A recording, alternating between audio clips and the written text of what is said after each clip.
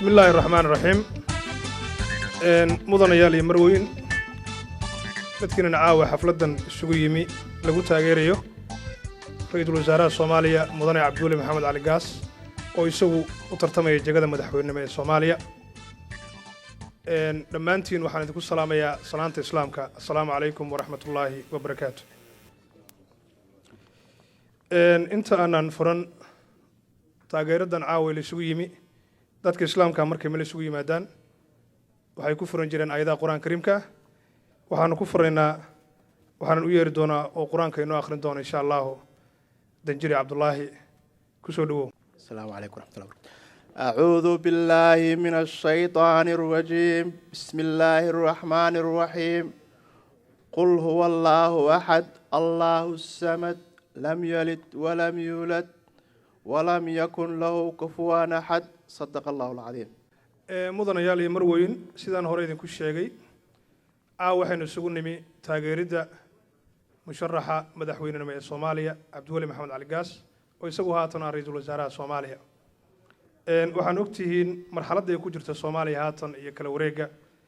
Cabdulle waxa uu go'aansaday inuu isu taago jagada madaxweynenimo isagoo waliba muddadii u dambeysana ahaa ra'iisul wasaaraha Soomaaliya barnaamijka ayaan waxaan rabaa inuu inoo furo Dr. Saciid Faahiye oo isagu ah gudoomiyaha Confederation of Somali Community فضلا إلى سود ويا سعيد فاهية. السلام عليكم ورحمة الله وبركاته. كل جن وسلامتهن وحن عاوي سجنمي تاجر هذا دكتور عبدولي وحن ربينا هالكيرادو كل جن وسود وينيا وأنا محسنتهن إن عاو هالكل سجيمي وإنه شرفينه عبدولي تاجرينه عبدولي وكور هيسان waxbarashadiisa waa ka warhaysaan waana la inooga sheekayn doonaa maanta waxaan dhageysanayay VOA waxa laga hadlayay madaxweynaha Soomaaliya shuruudaha looga baahan yahay inuu yahay qof Soomaaliya inuu muslim yahay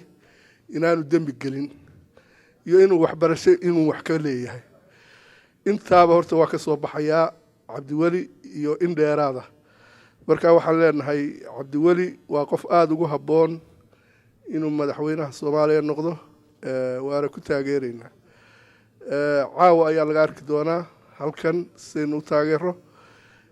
aad iyo aad bay dadka u mahadsan yihiin halka yimi sharafta badan ka soo qayb galay marka waxaan leeyahay shirku way noo furan yahay waana mahadsantihiin Dr. Saciid Faahiye aad baad u mahadsan tahay mudanayaal iyo marweyn waxaad ka warhaysaan xaaladda Soomaaliya inay maanta gacanta ugu jirto oday dhaqameed muddadii ugu dambeysayna oday dhaqameedyadu waxa ay ku tala jireen sidii Soomaaliya loo gaarsiin lahaa dawladnimo oday dhaqameedyadu kaalinta koowaad ayay kaga jiraan maanta Soomaaliya sida aan ka warhayno waxaan rabaa inaan u yeero wakiilka boqorka Cabdullaahi Xaaji Khayr oo isoo kamid ah oday dhaqameedyada qurba joogta ee Soomaaliyeed fadlan ila soo dhaweeya Cabdullaahi Xaaji Khayr الرحمن الرحيم الحمد لله رب العالمين والصلاة والسلام على أشرف المرسلين سيدنا محمد وعلى آله ومن تبعهم بإحسان إلى يوم الدين آمين أما بعد إخوتي في الله السلام عليكم ورحمة الله وبركاته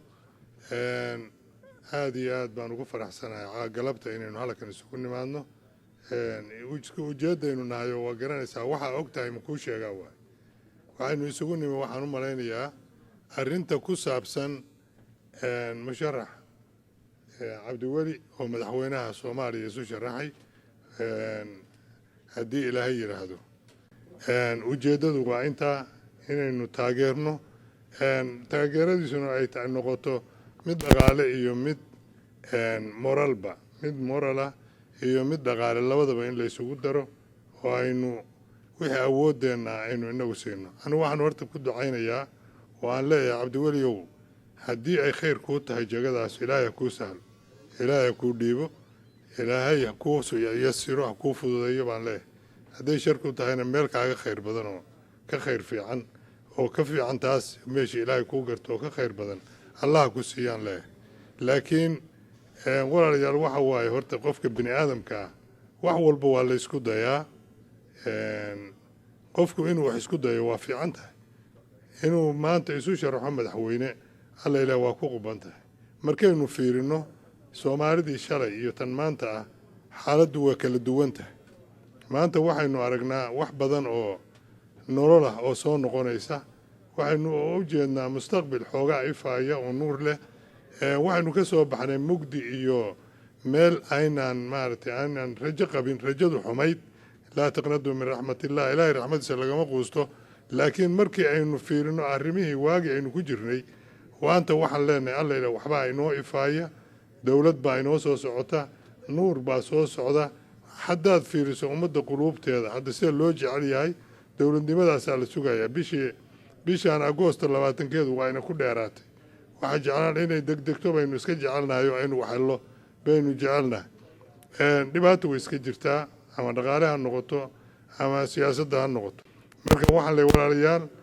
shirkan saa uga soo qayb gasheen xafladdan aynu ku taageerana cabdiweli waxaan leeyahay oo uu musharax u yahay madaxweynaha ummadda Soomaaliyeed waxaan leeyahay walaalayaal soo dhawaada waana soo dhaweyseen marba haddaad timaadeen idinkoo sooman waxaan leeyahay waa ku mahadsantihiin mahad gaaraan idiin celinayaa asalaamu calaykum waraxmatullaahi wabarakaatu waxaan haatanna u yeerayaa wakiilka azanya cabdulqani sheekh axmed fadlan cabdiqani ila soo dhaweeya waraxmatullaahi wabarakaatu waa idin wada salaamay dhammaan dadka Soomaaliyeed ee meesha isugu yimid soon wanaagsan haddana ciid wanaagsan intaa kadib waxaan wakiil ka ahay azaniya keliya maaha dad badan oo Soomaaliyeed baan wakiil u ahay inagoo afkooda ku hadlaya ayaan doonayaa inaan salaan idiin soo gudbiyo salaan qaali ah odayaashii iyo ugaasyadii shirka imaan lahaa runtii ugaaskii wuu xanuunsaday marka asagana ka wakiil baan ahay marka intaasi waa intaas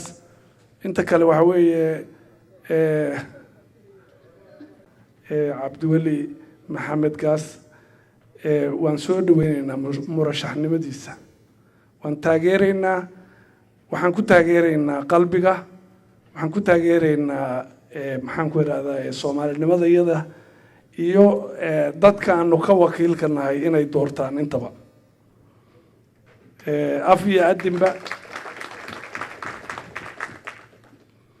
af iyo adinba waanu taageeraynaa waxaan leenahay cabdiweli iyo nin kasta oo Soomaaliyeed oo maantay calaf u galo kursiga madaxtinimada ee dalka Soomaaliya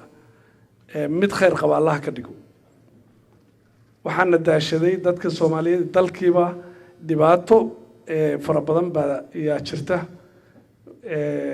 dadkii ku habboonaa Allah noo diro ayaga Ilaahay baa garanaya annaguna waxaan nala jiray inaanu xulasho fiican aan xulanno qofka Soomaalinimadiisa aqoontiisa iyo kartidiisaba in lagu xusho ayaa mudnaantu tahay marka cabdiweli waxyaabaha aan sheegayo yaanu ku tuhmaynaa sida daraadeed haddii ummadda Soomaaliyeed khayr u yahay Allah noo soo saaro iyo kii kaleeto oo markaa calaf u galaba qofku khasab ma aha laakiin annaka rabitaanka iyaga waa kaas weeye waxa weeye hadalka aanu meesha isugu nimid sidaa weeye gudihii waxyaalo fara badan baa ka socda oo shirar ah oo in dadka wax laga ogeysiiyana u baahan goboladan hadda Jubbooyinka dadka Soomaaliyeed dega shirar baa socda muddo 2-3 wiig ah soo gabagaboobaya in maamulka la ballaariyo oo haddii la guuray dadku laga wada qayb galo oo problemkii iyo dhibaatooyinkii kala gedisnaantii laga baxo ayaa soo dhow marka shir baa la qabanaya taasna waa intaas oo haddii la yiraahdo ilaa 18 inta ka horeysaan filaynaa in shirweynihii Nairobi ka dhaco lagu gabagabeeyo waxyaabihii kala gedisnaanta ah inta kale waan la soconaa oo dadku mar walba waa la wacaa gudihii dad fara badan oo Soomaaliya murashaxiin ayaa Soomaaliya jagadeeda madaxtinimada u taagan kuwa ku habboon iyo kuwa aan wax doonaya intaba marka waxaan leenahay sida ugu khayr roon Ilaahay na waafajiyo waan idin salaamaya dhammaan dadka sharafta leh ee meesha isugu yimid markan waxaan u yeerayaa caaqil caabi faarax oo isagoo ka mid ah caaqilada qurba joogta ah fadlan caaqil caabi ku soo dhowow fadlan ila soo dhoweeya caaqil caabi. السلام عليكم ورحمة الله وبركاته. ما هذه لها بيسكله ما شكان السوق كاني شركة كان قروح ضبضان لو شرف ضبضان لأنه كنت أجري إنه مشرح إن براي منستركي هدنا ينوع هدنا مدحوينها وترتمية بروفيسور عبد الولي محمد علي قاس. markaas waxaynu leenahay hadda labaadna waxa iskale dadka badan oo ka soo qayb galay oo qaarkood soo agaasimeen xafladan quruxda badan oo iyaday soon tahay ay hawl badan geliyeen iyana waa mahadsan yihiin. markaa iyadoo ay maanta tahay maalin soon afurkiina la joogo waxaynu soo dhaweynaynaa musharaxa muxuu ahaa بروفيسور عبد الولي محمد علي قاس وانتي او جوغي ماشا مدادي يرايد wax badan qabtay waad moodo nasiibkiisu siiyay inay muxuu ahaa dhul badan oo aynu ogna xamar sida yahayd iyo goboladu sida yahaayeen iyo hawlihii badnaayo roonbaadkii iyo wax badan soo qabtay haddana aynu doonayno inuu muxuu ahaa wax badan oo ka xidhnaa oo aanu markaas aanu gaari karin hadduu madaxweyne noqdo inuu qabto oo muxuu ahaa ilaahay ka saaro Soomaalida meel ku gaarkii iyo wixii badnaad oo maaragtay ka celinayay waxay doonayaan oo dhan. markaas waxaynu leenahay ilaahay waxaynu ka baryeynaa dad horena waa yiraahdeen oo iga horeeyay hadday u tahay khayr Soomaalida iyo usagaba ilaahay ha siiyo jagadaas haddii kalena meel ka khayroon oo kale oo aanu filayn oo ka sii wanaagsan inuu ilaahay ha ku beego waana ugu ducaynaynaa ilaahay inuu maaragtay sida khayr kale uu soonsiiyo waxaana fiican kulligeen inaynu taageero af iyo adinba ka taageero iyo adduun wixii mid walba markaasaa qofku dee waxna qaban karaa waxna u socon karaan keligii baa la qorin keligii ma balwado. markaas waa mahadsan tihiin intaasaan anigu hadalkayga kaga baxayaa wixii kale oo markaas aynu qaban karona diyaar baanu nahay. السلام عليكم. marka ugu horeysa waxaan u mahadcelinayaa Ilaahay subxaanahu wa tacaala isugu keenay meeshan maanta xalfadan qiimaha leh.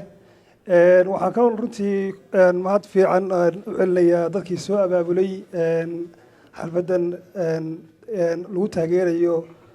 Prime Minister Abdiweli Gaas inuu noqdo madaxweynaha Soomaaliya. waxaan rabaa wax yar inaan mataqaanay aan ka hadlo qofka markaad taageerayso ama aad endorsement siinayso waa adiga oo qofka naftaada ku aaminay bay la mid tahay. waa arrin runtii aad in looga fikiro u baahan. Abdiweli waxyaabaha anu aan runtii ku qanciyay naftayda waxaa ka mid ah number 1 Abdiweli waa nin aqoon-yahana waa professor PhD shahaadada ugu sarreysa ka qaatay waddanka Mareykanka weliba Harvard iskuulka la yiraahdo ee madaxweyne Obama uu ka soo baxay. taas waa wax lagu qiimeeyo qofka aqoontiisa. talabaad Abdiweli aan mataqaanaa taageeradeeda caawa aan rabo inaan taageero dhammaanteen kulligeen aynu wada taageerno aan ku qiimeynayo waxa weeye waa kartida waxqabad muddadii hadda Prime Ministerka uu ahaa sanad iyo 2 bilood bahayd baan u malaynayaa. waxyaabo fara badan ayuu mataqaanaa oo ka bedelay waddanku waada weydeen wuu burbursanaa dhibaato badan baa iska jirtay Muqdisho 70% waxaa haystay nimankii waddanka laga saaray magaalada laga saaray baa haystay markuu meesha imanayay xagga amniga hadday noqoto iyo xagga hadday noqoto haykalkii dawladda la soo celiyay dawladdiisa ama Prime Ministerka hadda uu ka yahay gurigiisa wasiiradu wax fiican bay ka qabteen. wuxuu muujiyay mas'uuliyad iyo runtii dulqaad fara badan caqabadooyin fara badan baa iska jiray oo iska taqaanaa isqabsiga Soomaalida dhexdooda iyo waxaas isaga oo taasi way arnimadiisa iyo aqoontiisa ugu waxaysan tahay wuxuu in badan runtii uu tusay adduunka iyo Soomaalidaba in la wada shaqeyn karo iyadoo waxyaabo fara badan lagu kala gedisan yahay. marka aniga oo runtii aad ugu faraxsan caawa xalfadan aan ka soo qayb galay waxaan taageero la garab istaagayna oo aan taageerayaa inaynu wada taageerno dhammaanteen prime minister cabdiweli inuu noqdo madaxweynaha soo socda ee Soomaaliya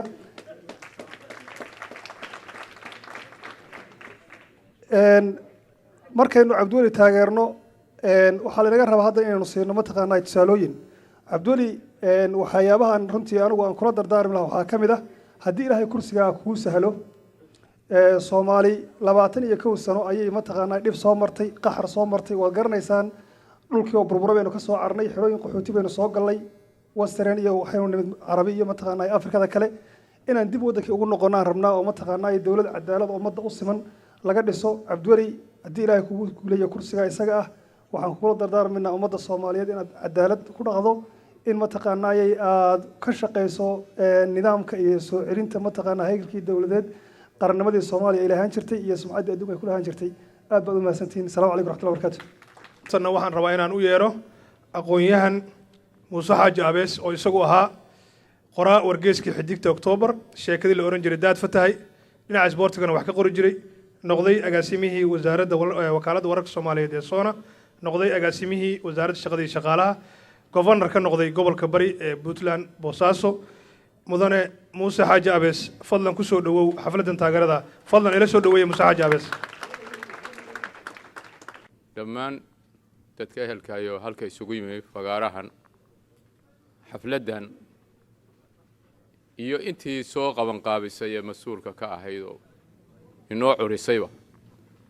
mahad gaar ahaaneed baan u soo celinayaa waa mahadsantii maan leeyahay ka soo qaybgalka iyo diyaarintaba intaa kadib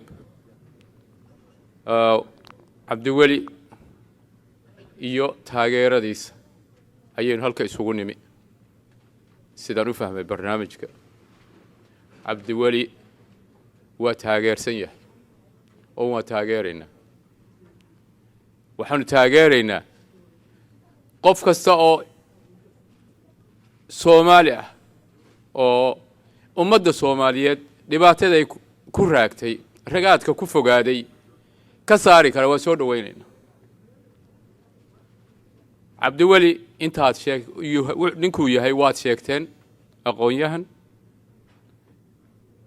waayo arag soo shaqeeyey haddana da'diisu aanay inta badnayn oo meel wanaagsan marayso dhexe imtixaan culus soo maray mas-uuliyaddeed mar haddii la saaray imtixaan adduunya waaye imtixaankaasna intuu hadda soo maray hoos looma eegin tusaale yani waxaan oran karaa wuu ku guulaystay intuu hadda hawshaayay waxaan oranayaa muqdisho ra'iisul wasaarayaal iyo madaxweynayaal baa soo maray iyadoo xabadi ka socoto xamar ha laga saaro cadowga xamar ha laga saaro kan ha laga saaro mid walba wuxuu tegey iyadoo wali xamar xabadi ka dhacayso cabdiweli waa yimi xabadi uu ka mid noqday dadkii muxuu la kulmay laakiin nasiib muxuu dheer yahay way su'aashu la isweydiin karaa oo inuu markaa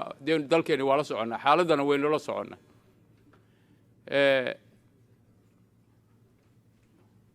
xabadii xaggee gaartay wey cabdiweli wuxuu gaaray inuu afgooye gaaro oo ka sii socdo oo uu markonton gaaro oo uu ku sii dhow yahay iminkana marka waa mid wuu ka gudbay xamar xaggeeda jowhar dhinaceeda ah wuxuu eegay gaaray degmada balcad wuxuu ku dhow yahay jowhar waa horumar intaa kadibna waxaanu sugaynay in yani dhibaatooyinka badan oo gowraca ah iyo dilka ah iyo aqoon-yahanka ah oo wariyaha ah habeen iyo maalin la dilaayo subax kasta waqti kasta inay haddana ka dhammaato xabaan suga laakiin weli way socotaa waa isay soo dhammaan doonta waxaanu leenahay allah ayuu naga qabo adaa qaban karee wixii siyaado ummadda Soomaaliyeed ku ah ilaahu qabo intii wax qabanayso oo xalaala oo dalka iyo dadka u hagar baxaysana ilaahu taageer waa lagama maarmaan waa muhiim inaynu maankeenna iyo maskaxdeenna iyo aqoonteenna iyo dhuuxeenna iyo muruqeenna iyo maalkeenna isugu geyno sidaynu badbaado u heli lahayn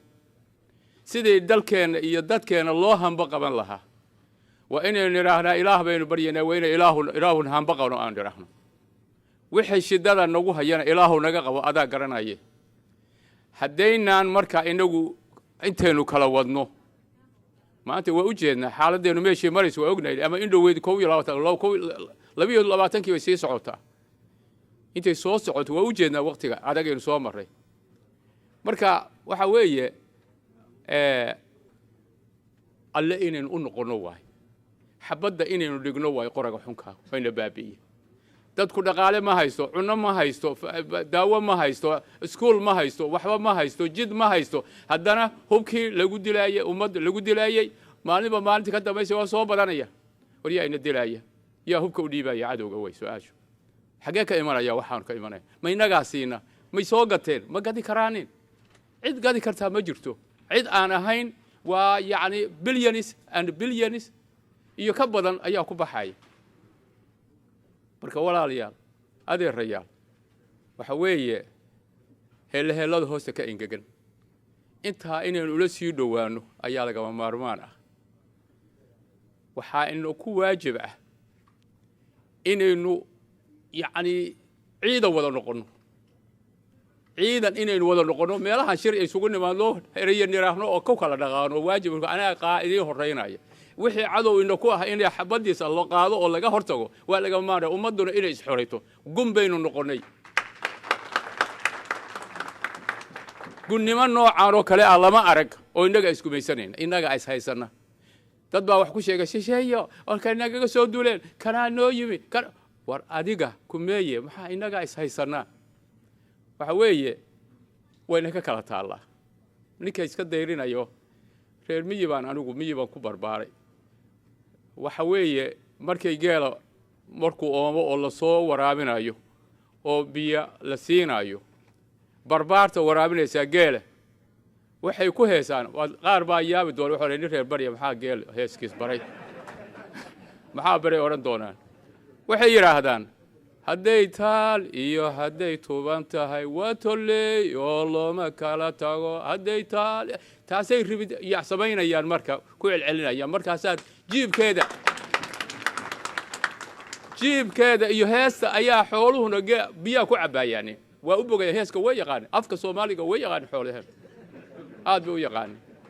marka waa inaga kala taal heer aanay weligeed gaaribayna ina ka maraysa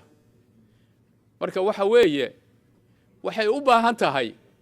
dhibaatada noocaas dad xul ah oo mas'uul u noqda dalkeena iyo dadkeena hogaamiye u baahan tahay aqoonyahan caadifad qabiil aan qabin ee mid qaran qaba caadifad qalbi fiyow qaba geesi ah aan xabad ka biqahayn marka ilaahay baa dadka dila nimaan ilaahay dilin ma dhinto marka mar haddaan ba ilaahay dilahayn intaad xaqa ku dagaalamayso oo ummadda u doonaysana ilaahay dhibaato ku geynmaya ku taageeraya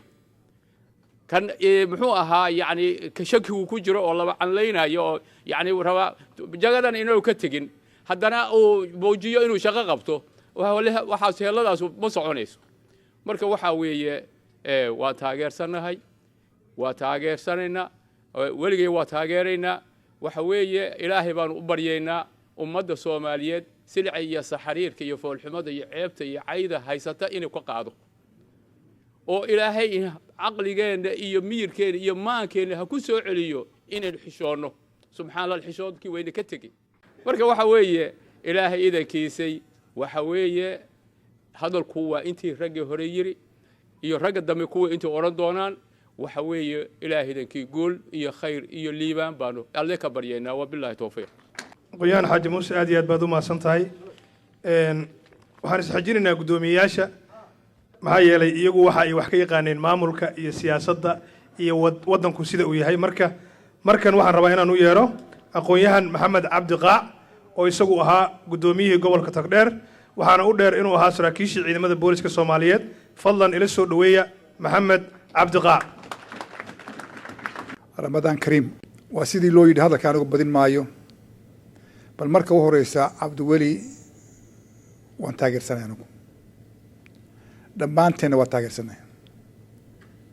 cabdiweli halkan ku bartay waa aqoon-yahan wadani ah dadaal badan maslaxad ka shaqeeya haddana markuu jagadaa qabtay prime ministerka howlo culus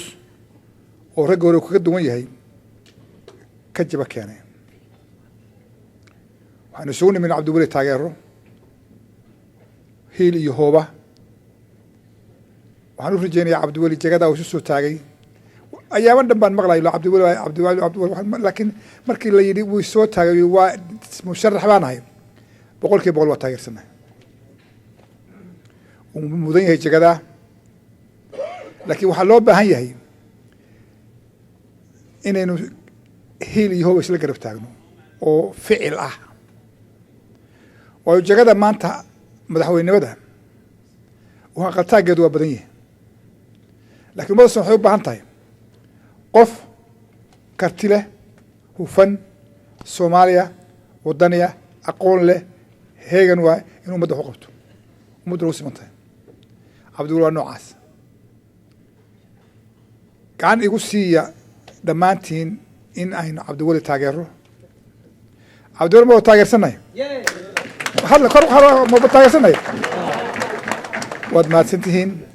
cabdiweli waxaan leenahay ku soo dhowow in sha allahu tacaala waxaan filayaa inaan arko adigoo madaxweyne soomaaliyeed waxaan ilaahay ka rajaynayaa inuu hawshan aynu ku jiro ilahay inoo fududeeyo dad badan baa u hanqaltaagaya laakiin cabdiweli wuxuu kaga mudan yahay waa qof isku darsaday aqoon karti wadaninimo iyo soomaalinimo allah kuu fududeeyo waa mahadsantiin waxaan rabaa inaan u yeero aqoon-yahan soomaaliyeed iyo siyaasi isla mar ahaantaana ah madaxa Somali American Parents Association dad badan waa yaqaanin baan u malaynayaa markaan u yeero waa maxamed oo loo yaqaan abgaalow fadlan ila soo dhaweeya maxamed بسم الله الرحمن الرحيم وبه نستعين على أمور الدنيا والدين وإذ السلام يا سلامة إسلامك السلام عليكم ورحمة الله وبركاته قلنا السيادة وحنو قد يا سلامتا قبلها الصومالية ده هالكافردية أو يو رجع أنت دير قربان اللي سكوبرته أنتوا مينستر كأها أنتوا برايم مينستر كأها cabdiweli roolal fara badan oo mataqaanaa aad iyo aad effective ah oo waxqabad leh ku dheehan aqoon weyn ku dheehan oo isagoo aqoontiisa kaashanaya inuu maaragtay mataqaanaa ka soo baxay kaalinta waxaa kale oo ziyaado ah waxa uu ka gaarsiiyey road mapka waxaa kaloo ziyaado ah sidii uu la macaamilayay qabaa'ilka Soomaaliyeed guud ahaanba ee magaalada joogay waxaan rumaysnahay cabdiweli hadduu soo baxo inuu noqonayo laba qof oo meesha madaxweyne ah oo wax weyn oo aan la firaynin qabto message baan waxaan halkan ka sii deynaya ah isimada iyo aqoon-yahanka iyo akhyaarta khaatumo ee xamar jooga waxaan idinka codsanayaa inaad taageertaan ka gaban maayo inaan idhaahdo waayo cabdiweli waa isu soo taagay inaan taageero asalaamu calaykum waraxmatullaahi wabarakaatu waxaan ku guda jirnay xafladii taageerada musharaxa madaxweynenimo ee Soomaaliya mudane cabdiweli maxamed cali gaas oo dhammaanteen caawa halkan aan isugu nimi laba su'aaloodba cabdiweli la weydiin maayo markay timaado dhinaca aqoonta oo cabdiweli waa aqoon-yahan waan ognahay jaamacadda ugu sarreysa adduunka ama dalka Mareykanka ayuu ka soo baxay mideeda labaad oo aan la weydiinin cabdiweli waxay tahay maxaad qabatay la oran maayo maxaa yeelay dalka ayuu u shaqeeyay wuxuu qabtayna waa la arkay hal su'aalo la weydiinayaa jirta nagasti maxaa noo ah oo aad noo haysaa intaasba waxa weeye cabdiweli waxa uu ku noqday waxa kale oo dadku dheeraya waa geesi waxaad ogtihiin naftiisa in halis loo geliyay in lagu dilo Soomaaliya in isagoo taagan bam lagu qarxiyay rag kale oo isaga la joogana ay meeshii ku dhinteen isagay wax la mid ah rag baa cadow u amaanta oo raba inay qudha ka gooyaan laakiin aqoontu waxay u baahan tahay aqli cabdiweli maanta aqoontiisa haddaan aqli ku jirin aqoontiisu waxba nama tarteen maxaa yeelay aqoontu aqli ma keento ee aqliga ayay kabtaa marka haatan waxaan rabaa inaan u yeero oo ka hadli doona waxqabadka musharaxa madaxweynenimo ee Soomaaliya Cabdiweli Maxamed Cali Gaas oo haatanna ah ra'iisul wasaare waxaa noo sharixi doona Cabdirasaaq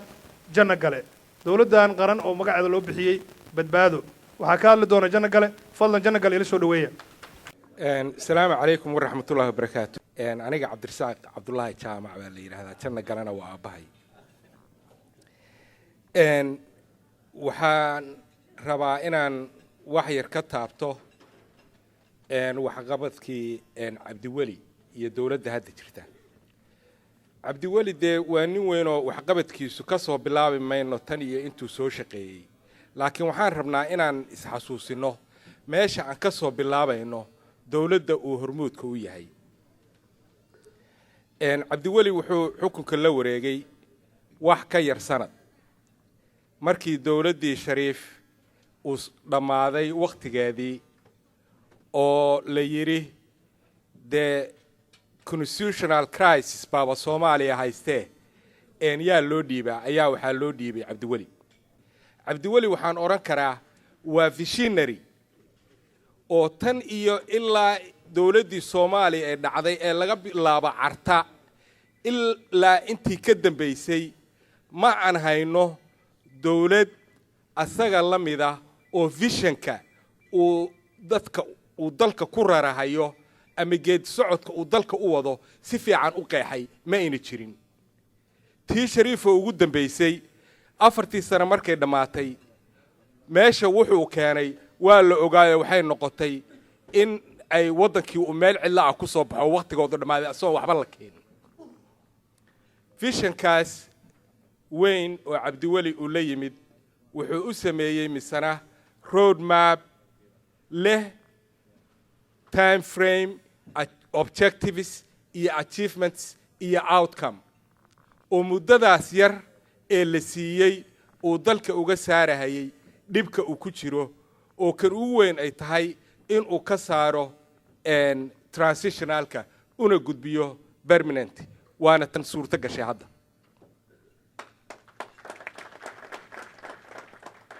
Cabdiweli wuxuu xukunka la wareegay asaga oo Soomaaliya Muqdisho madaxtooyada iyo tagada iyo airportka kaliya ay xor yihiin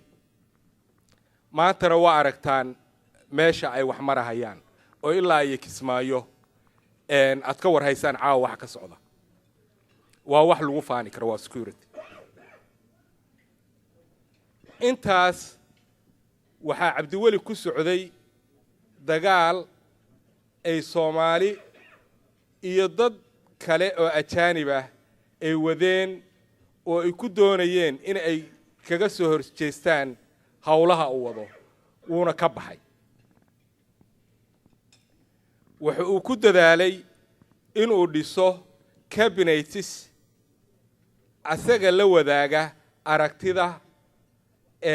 baalashiisana noqda kalana shaqeeya hawlahaas integritygoodii iyo teamworkoodiina uu maanta productskeedii ama outcomekeedii uu yahay kaad maanta aragtaan wuxuu ku dadaalay tuulo kasta oo shiikh yiraahdo anaa gudoomiye ka ah oo waa nabadeeyay inuu u tago oo isu keeno dadkii iyo tuulooyinkii iyo maamul goboleedyadii kana mid dhigo in ay yihiin qayb lama huraan ay ka yihiin dowladda federaalka iyo dowladda Soomaaliyeed iyo horumarka Soomaaliya looga saari karo arrimahan waxaa xusid mudan Cabdiweli waxaa taageeraya legacy-giisa taariikhduna waa qori doontaa wassalaamu calaykum waraxmatullah Cabdirasaaq aad iyo aad baad u mahadsantahay mudanayaal iyo marwooyin waxaan rabaa inaan sheeko yar idiin sheego taas waxay tahay markay Soomaalidu sheeko rabaan inay sheegaan always waxay ku saleeyaan dhinaca reer miyiga maxaa yeelay Soomaalidu markeedu hore waxay ka timi dhinaca reer miyiga waxaa jirtay aniga oo ka turjumaya aqoonta Cabdiweli Maxamed Cali Gaas oday Soomaaliyeed oo miyi degan ayaa wiilkiisa waxa uu diray dibadda isagoo ugu diray waxbarasho muddo markii uu maqnaa ayaa waxa oday saaxiibkiisa su'aal weydiiyay wuxuu yiri war wiilkaagii muxuu bartaa odaygii waxa uu yiri wiilkaygu waxa uu bartaa lix jeclada waxa filaya Cabdiweli inuu yahay dhaqaalayahan soona bartay dhaqaalaha marka Soomaalidu mar walba waxa ay fiiriyaan ereyga waxaan u isticmaalay waxa weeye lacagjaladu dhaqaalaha ayay ka turjumaysaa markan waxaan rabaa inaan u yeero maxamed xasan cismaan oo noogu warrami doona taariikhdii ra'iisul wasaaraha Soomaaliya haatanna ah musharaxa madaxweynenimo ee Soomaaliya mudane Cabdiweli Maxamed Cali Gaas fadlan maxamed xasan ila soo dhaweeya السلام عليكم ورحمة الله وبركاته Soomaalidu waxay tiraahdaa ninka barashadiisa rabtid ama jabad la deg ama jid la mar ama jidin la cun Cabdiweli saddexdaba waan la maray ama waan la wadaagay aqoon baan u leeyahay nin xishooda aqoon-yahana adkaysi leh wax kastoo jira oo dulqaata ayaan kaga warqabaa inuu yahay in yar baan idin dulmarayaa aqoonta siduu meelo uu ka kasbaday iyo siduu wax ugu taray dalka Soomaaliya iyo meelihii kale uu ka shaqeeyay Dr. Gaas qualificationkiisa haddaan eego waa sanadii January 2000 wuxuu qaatay shahaadada la yiraahdo PhD-ga markaan kor u eego extensive experience in teaching research statistics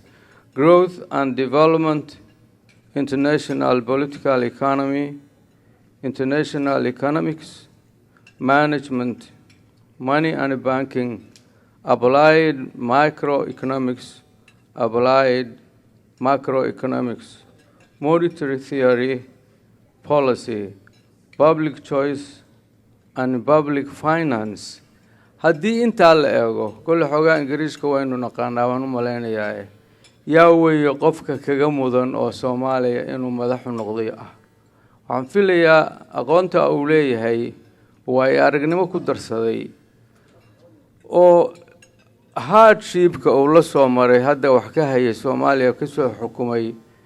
waxaan u malaynayaa inuu yahay very appropriate leader inuu hogaamiyo Soomaaliya June 1999 MA wuxuu ka qaatay Public Administration Kennedy School of Government Harvard University